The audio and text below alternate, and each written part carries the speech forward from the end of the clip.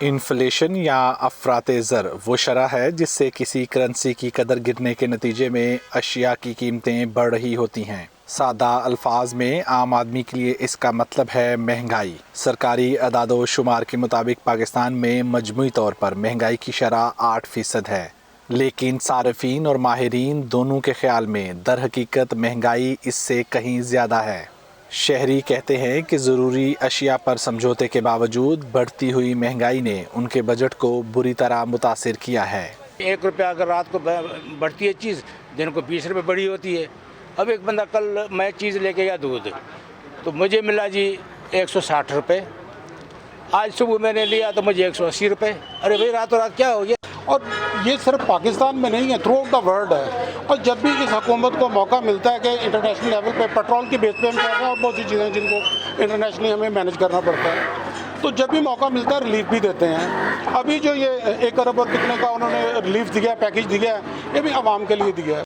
حکومت کے مطابق بین الاقوامی مارکیٹ میں خام تیل کی قیمت میں اضافہ، روپے کی قدر میں کمی، رسد کی فراہمی میں تعطل اور ماحولیاتی تبدیلیوں کے اثرات، یہ وہ عوامل ہیں جن کے سبب مستقبل قریب میں مہنگائی میں کمی کے امکانات کم ہیں۔ پاکستان کے تناظر میں تو ہماری جو ہے درآمدی جسے کہتے ہیں، درآمد جو ہے ہماری برآمدات سے بہت زیادہ ہے۔ تو جب کسی ملک میں برآمدات سے زیادہ ہوں گی تو باہر سے مہنگائیاں آئے گی اور اس کے اثرات ہم دیکھ رہے ہیں، اور پھر ہمارا اس سے تجارتی توازن بھی خراب ہوا، جس سے ہمارے روپے کی قدر بھی جو ہے ساتھ ساتھ گر رہی ہے۔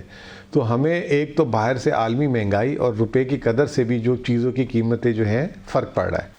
حکومت نے 120 ارب روپے کے فلاحی پروگرام کے ذریعے مخصوص طبقے کو سبسڈی دینے کا آغاز کیا ہے، جس میں آٹا، دالیں اور گھی 30% کم قیمت پر مہیا کیے جائیں گے۔ مگر ماہرین کا کہنا ہے کہ جب تک مقامی سیکٹرز کو مضبوط نہیں بنایا جائے گا، فلاحی سرگرمیوں سے بھی بوجھ سرکاری خزانے پر ہی پڑے گا۔